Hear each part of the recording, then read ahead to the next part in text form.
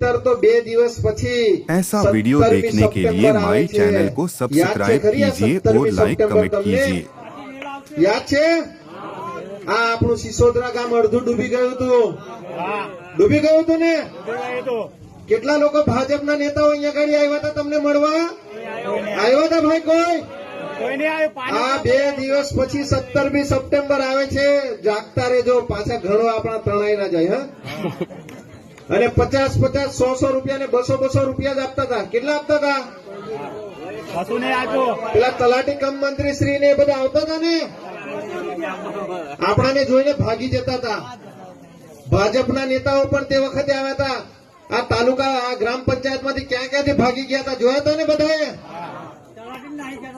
હા, એટલે જરા જાગતા રહેજો.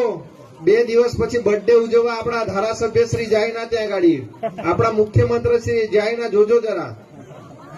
હા, નહીતર તો પછી આપણે પણ એમની જોડે હવે તણાવવાની તૈયારી જ રાખજો તમે બધા.